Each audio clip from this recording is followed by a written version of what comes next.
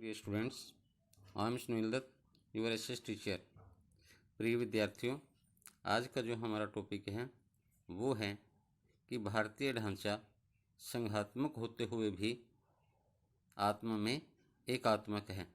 इसके बारे में बताना है कि यहाँ पर दोनों ही तरह की विशेषताएं हैं, संघात्मक भी है और संकट काल में यह एकात्मक में भी बदल जाता है।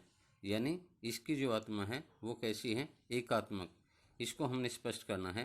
प्रिय विद्यार्थियों, जैसे कि आपको पता है कि भारतीय संविधान ने यहाँ की सरकार को एक संघात्मक स्वरूप प्रदान किया है, जहाँ विकेंद्रीकरण के लिए अनेक कदम उठाए गए हैं। जैसे कि एक ओर केंद्र अथवा संघ सरकार और दूसरी ओर राज्यों अथवा संघीय इकाइयों के बीच शक्तियों का बंटवारा कर दिया गया है। दूसरा, भारतीय संविधान लिखित और कठोर है और राज्यों के मध्य शक्तियों के विभाजन स्पष्ट रूप से लिखित रूप में है। यहाँ एक स्वतंत्र न्यायपालिका अथवा सर्वोच्च न्यायपालिका की स्थापना की गई है ताकि केंद्र और राज्यों अथवा दो या दो से अधिक राज्यों के बीच उठने वाले विवादों का निपटारा आसानी से किया जा सके।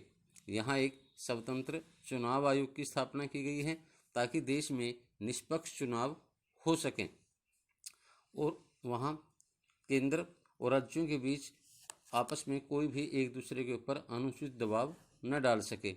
तो ये तो है इसकी संघात्मक विशेषताएं, लेकिन ये आत्मा में कैसा है, एकात्मक। ये हम किस तरह से स्पष्ट कर सकते हैं?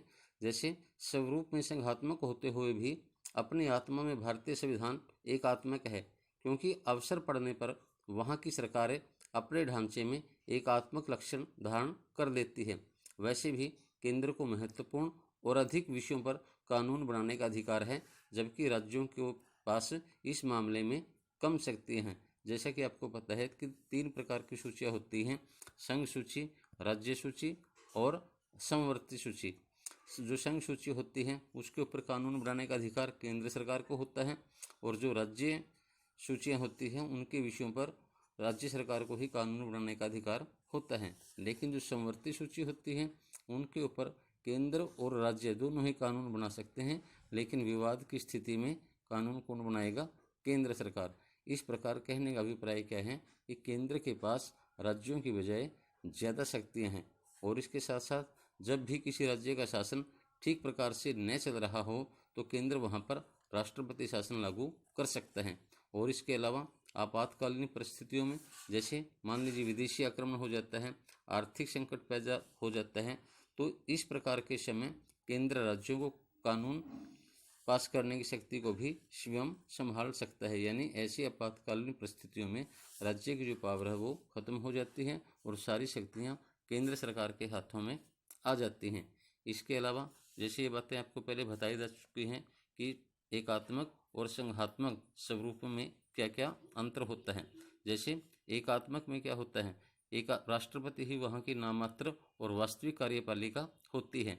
अध्यक्षात्मक सरकार में प्रधानमंत्री नहीं होता। जैसे संयुक्त राज्य अमेरिका में सरकार का एक ही स्वरूप विद्यमान है। और इसके अलावा राष्ट्रपति का चुनाव जनता द्वारा प्रत्यक्ष होता है। संयुक्त राज्य अमेरिका का राष्ट्रपति जनता द्वारा प्रत्यक्ष रूप से चुना जाता है। इसके विपरीत जो संघात्मक व्यवस्था होती है वहाँ पर राष्ट्रपति नाममात्र का अध्यक्ष होता है और वास्तविक अध्यक्ष कौन होता है? प्रधानमंत्री। और वहाँ पर राष्ट्रपति का चुनाव जनता द्वारा प्रत्यक्ष रूप से नहीं बल्कि अप्रत्यक्ष रूप से होता है, जिसमें संसद के सदस्य और प्रांतीय विधानसभाओं के सदस्य भाग लेते हैं। जो एकात्मक व्यवस्था होती है उसमें राष्ट्रपति और संसद के सदस्यों का चुनाव करने के लिए अलग अलग चुनाव होते हैं। अतः जरूरी नहीं कि राष्ट्रपति भी उसी दल का हो जिसे कांग्रेस में बहुमत प्राप्त होता है।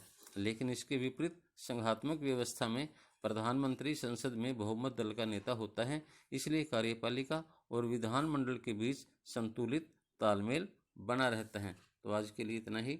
धन्यवाद।